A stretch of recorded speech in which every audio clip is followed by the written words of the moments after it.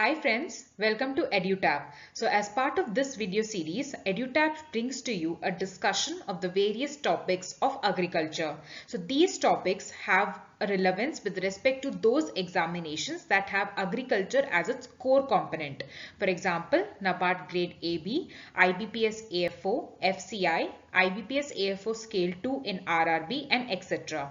So as part of this video, which is a video 2 of this series, we shall be discussing 3 individual agroclimatic zones as per the Planning Commission classification. In the video 1 of the series, we had a discussion regarding what is an agroclimatic zone, what is the need for such a classification, and what are the factors based on which such a classification is done. Now friends, before we move forward, let us have a look at the various courses which are offered by EduTap. So EduTap offers courses for RBI grade B, NABARD grade A and B, and CTET course which has been launched in association with Grade Up. We also offer free test series for RBI 2018 examination. Now to know more about our courses, kindly visit our website at www.edutap.co.in, or you can drop us a mail at riti@edutap.co.in, or you can give us a call at 814-620-7241. Currently we are running a flat 15% discount on all RBI and NABARD courses. Kindly use the coupon code of 15 to avail this discount. Now before moving forward, let us have a look at the relevance of this topic with respect to our examination. So with regard to NABARD grade A, it comes under the Agriculture and Rural Development section, which forms a part of phase 1, and the phase 2 as well under the topic Agroclimatic Zone. With regard to IBPS AFO, it comes under the broader topic of agronomy. Right now, we shall also have a look at the previous year question. So this is a question which had come in NABARD 2017 examination. So based on the Planning Commission, different agroclimatic regions have been classified based on homogeneity in rain, temperature, topology and cropping systems. So which among the given zones has 1/3 of land not suitable for cultivation? Now basically they're asking us to identify that particular zone where 1/3 of land is unsuitable for cultivation. So here the answer to this question is Central Plateau and Hill Zone. So now why is this particular zone having this characteristic? Because of two reasons. First thing, it includes the Chambal area of Madhya Pradesh, and that particular area has rugged terrain and is experiencing gully erosion, and because of this the soil is unable to bear the plantation of crops, so it is uncultivable area. And the second thing, most of the region is also including the desert parts of Rajasthan. So that is why the answer to this question is Central Plateau and Hill Zone. So now this question gives us an idea as to how do we need to keep the various agroclimatic zones in mind. Now, before we move forward with the topic of discussion, let us have a look at the answers for those questions that were given as part of a homework in the previous video. So the first question says, as per the ICAR classification of the agroclimatic zones, which state in India has the least number of ACZ? Now to answer such type of questions, it is important for us to know the number of ACZs as per ICAR classification that lie in each of the states, right? First we need to go through the options and then give our answer for such questions, right? So what we shall do is, first your job is to memorize these number of zones. Only then you will be able to select the correct answer from the options, right? So let us move forward with the second question. The Planning Commission has demarcated the geographical area of India into 15 agroclimatic regions. Now these are further divided into how many more homogeneous subzones? So we are talking about the number of subzones as per the Planning Commission's classification of agroclimatic zones. So the answer is very simple. It is 73 subzones. Now kindly memorize this for examination. So here, how have they been further divided into subzones? So as we had discussed in the video 1 of agroclimatic zone, where we saw its introduction, we saw the factors based on which these ACZs have been classified. So the factors were soil types, climatic conditions, topographic conditions, cropping patterns and etc. So here, while classifying those zones further into subzones, what they have done is they have taken more specific characteristics. Like they have gone deeper into each of these factors that we had discussed, right? So this is how zones are further subdivided into subzones. So what we need to keep in mind is the number of agroclimatic zones, that is 15, and the number of subzones, that is 73. Moving on to the third question.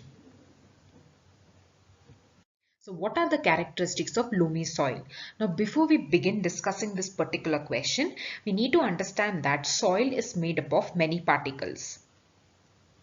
Now based upon the size of these particles are divided into 3 groups. Now what are those 3 groups? They are sand, silt and clay. Now it is important to understand that most of the soils that are formed are a combination of these 3. But the proportion of these particles vary. So based upon the proportion in which it varies, we can decide the soil's texture.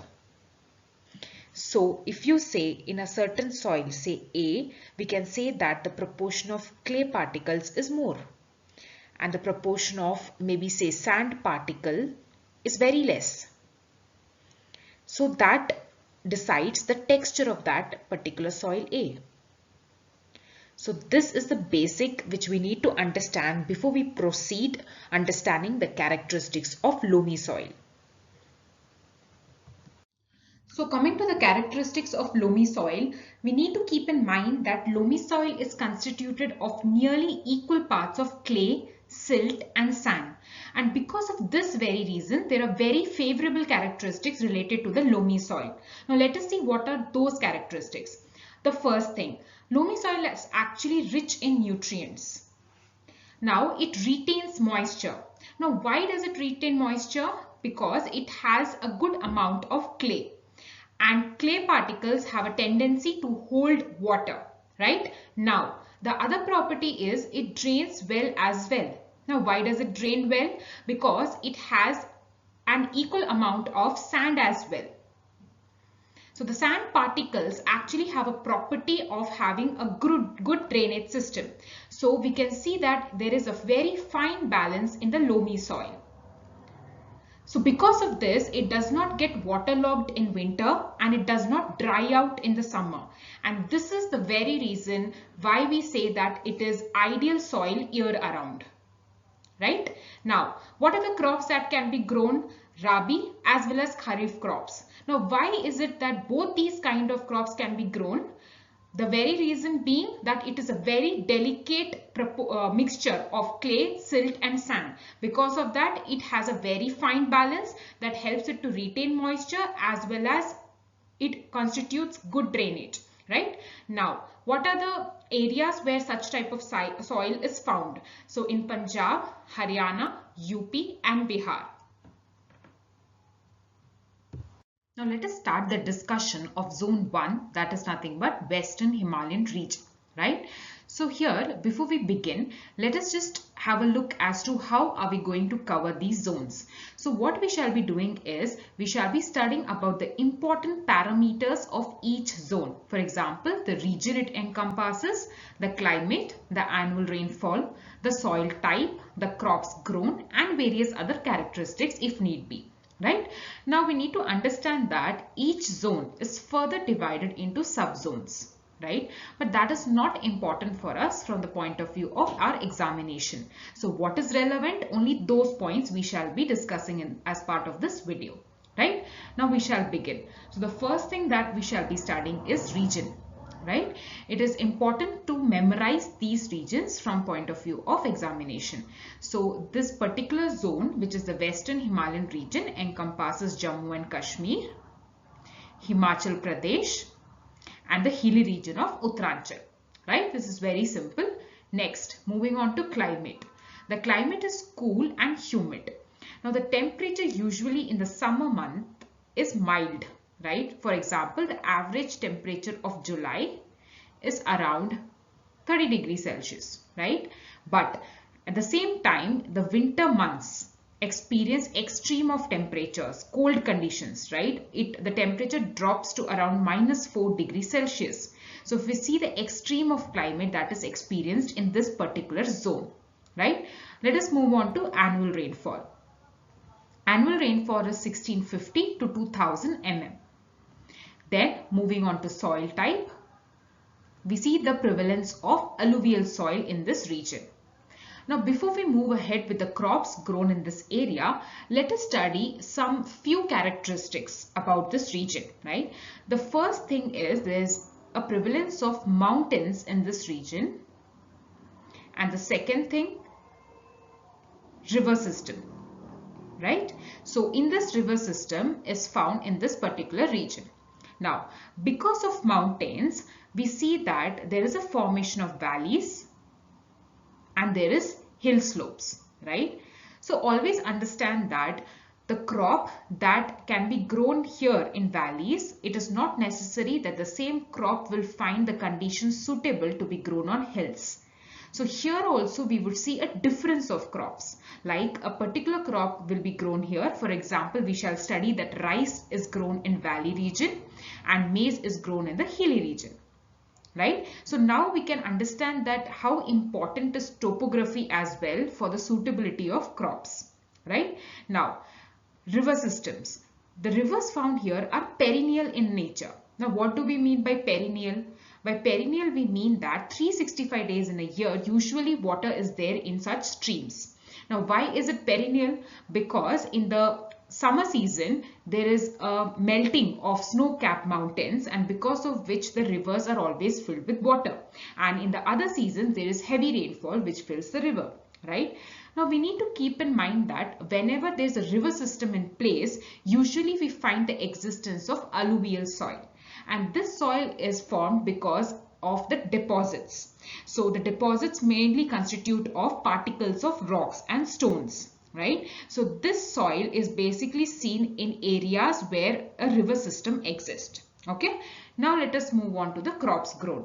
Now here we see that we mentioned two seasons, Kharif season and winter crops, that is Rabi crops, right? So first, the Kharif crops are those crops that are grown in the months of July to October during the southwest monsoon season. Right? And the Rabi crops are those that are grown from October to March. That is the winter crops, right? So now, mainly in the Kharif season, we see rice and maize are cultivated, right? And rice is grown in the valley region and maize is grown in the hill tracts, okay? The winter crops that are grown here are barley, oats and wheat. Now, what are the other crops that are grown? Apple, peach, apricot, pears, cherry, walnut and saffron, right? Kindly keep these crops in mind. Now, there is one other important point that we shall be seeing about this particular zone, that is the cropping intensity is lowest in Jammu and Kashmir and it is the highest in Himachal Pradesh. Now, we need to understand one thing, that though both these states fall under a common zone, there might be characteristics that are different. So we have already understood that an ACZ refers to a land unit which is uniform in certain characteristics. It does not mean that there is no differences in between them. The only thing which we are trying to stress here is the number of characters that are uniform are more. That is, there is more of similarity than differences. This point needs to be understood well, right? Now, here there is a homework for you guys. Kindly go ahead and find out what is cropping intensity and mention in the comment section below. In the next video, we shall discuss what is meant by cropping intensity, right? Now, moving on to our next zone. Next zone is the Eastern Himalayan zone, that is the zone 2, right? Okay, so on similar parameters that we had discussed for the Western Himalayan region, let us have a look at the factors for this particular zone, right? Now, when it comes to region, comparing to the Western Himalayan region, there is more of states covered in this particular zone. Now, let us have a look at those states. Those are Arunachal Pradesh, the hills of Assam, Sikkim, Meghalaya, Tripura, Mizoram, Manipur, Nagaland, and the Darjeeling district of West Bengal. Kindly memorize these states from the exam point of view, right? Now let us come to climatic conditions. The climate is usually humid and subhumid. Now there's one point that we need to note here is the temperature usually is not very extreme in this region. Usually the temperature is between 25 degrees Celsius and 30 degrees Celsius in the month of summer, and in winters it is usually 11 to 25 degrees Celsius. But in the case of Western Himalayan region, we saw that there was extreme of temperature during winter conditions, right? So this is a difference. Now coming to annual rainfall, the annual rainfall is between 1840 to 3528 mm, right? This rainfall is more when compared to the Western Himalayan region. This in itself is a high amount of rainfall, right? Next, coming to crops grown. What are the crops here? Rice, maize, potato and tea. Now we need to understand that 1/3 of the cultivable area usually practices zooming cultivation, right? That is the shifting cultivation. So this is again a homework for you guys. Kindly go ahead and search about zooming cultivation and mention in the comment section below. So we have had 2 questions that we shall be discussing in as part of our next video. That one is cropping intensity, the other is zooming cultivation, right?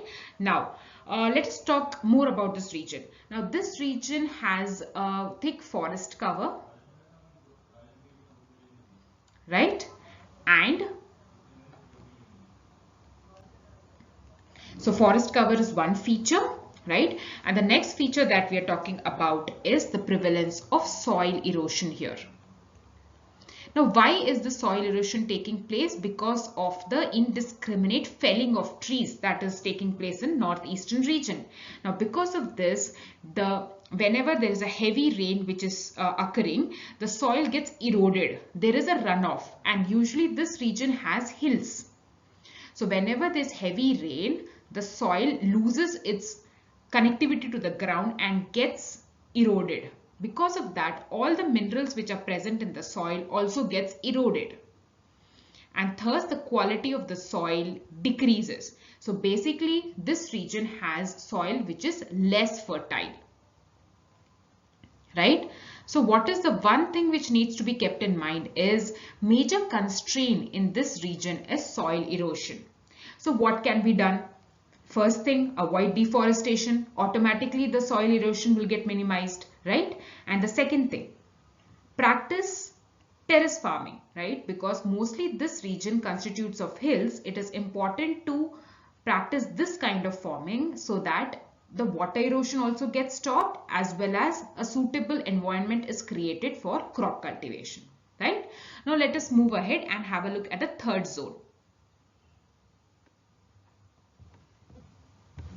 The third zone that we are going to discuss, that is a zone 3, is the lower Gangetic Plain, right? So let us have a look at the important parameters as we did for the previous 2 zones. Starting off with the region that it encompasses include West Bengal, Eastern Bihar and Brahmaputra Valley. By Brahmaputra Valley, we mean the Assam Valley. Now, there's one thing which we need to understand, that while we were studying the Eastern Himalayan region, there were 2 areas that were included from the states that we are mentioning here. The Darjeeling district of West Bengal plus the Assam hills form a part of Eastern Himalayan region.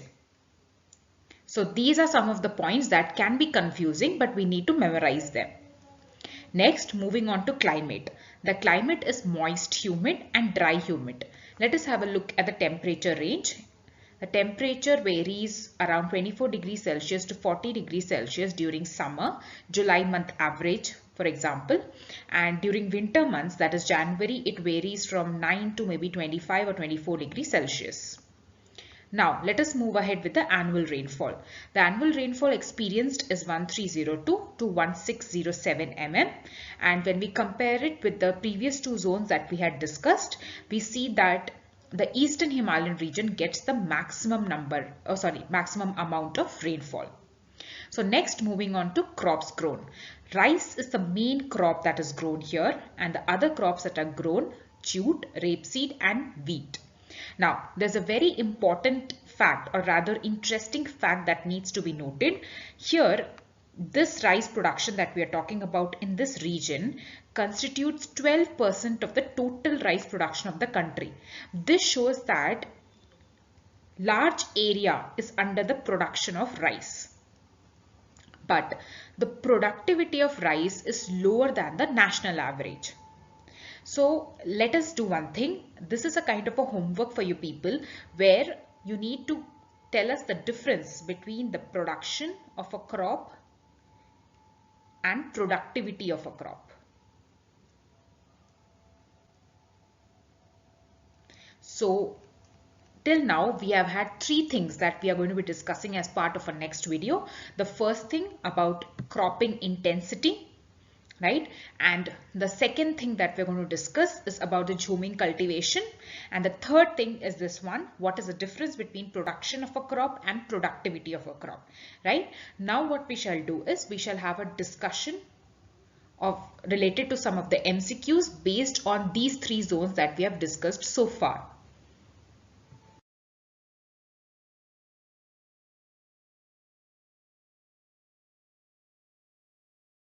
Now discussing the first question, which of the following statements is or are correct with respect to the agroclimatic zone, Western Himalayan region? So when we know the important characteristics of Western Himalayan region, this question of ours becomes a cakewalk for us, right? Let us have a look at the option.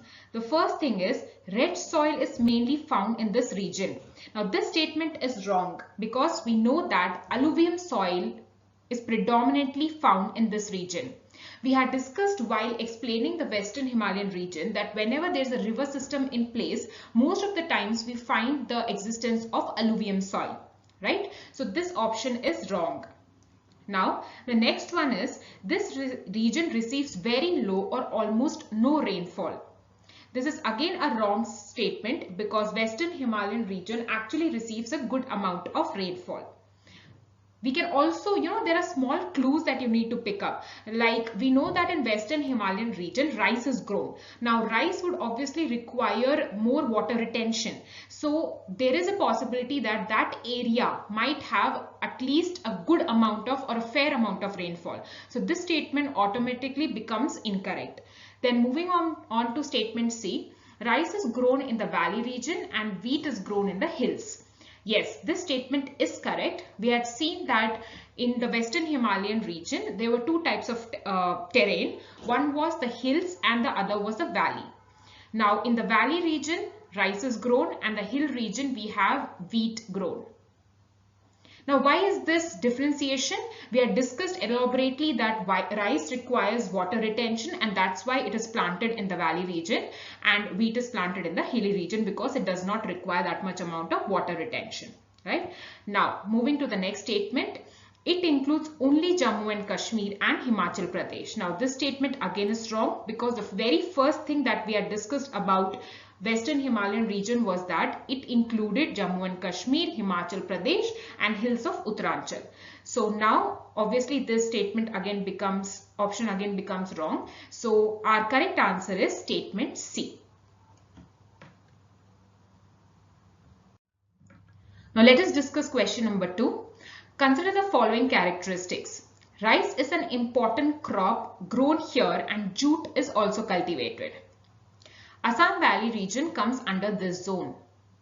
The annual rainfall varies between 1300 to 1600 mm per year.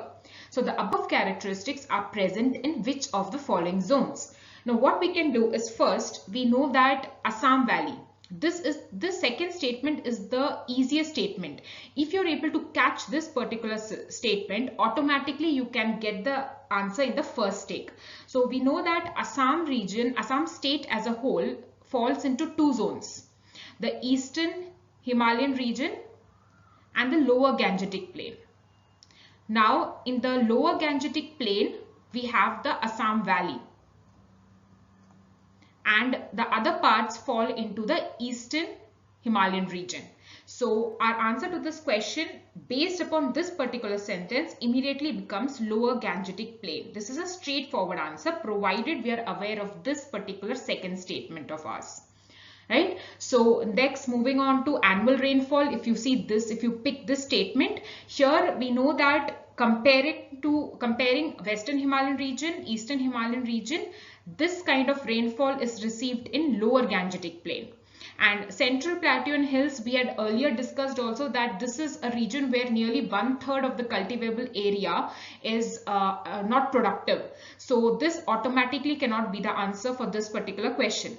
Then comes Upper Gangetic Plain. Here we don't have jute grown as a crop predominantly. So again, this option is ruled out. So analyzing the three statements, we come up with the answer, which is the Lower Gangetic Plain. Now here are the three questions that we are going to be discussing as part of our next video, and you're kindly requested to give your answers in the comment sections below so that we can make this series an interactive one. Let us have a look at the questions. So what is cropping intensity? What is jhuming cultivation? What is the difference between production of a crop and productivity of a crop? So now what is the next thing that we have in store for you guys? So as part of the next video, we shall be discussing again 2 agroclimatic zones in detail. Plus we shall have a discussion on the questions that we have listed as part of homework. So friends, with this we have come to the end of this particular video. If you want us to discuss any of the topics of your interest related to agriculture, kindly mention those topics in the comment section below. We shall be more than happy and we shall try our best to come up with a video on that particular topic as part of our series. Till then, thank you and happy learning.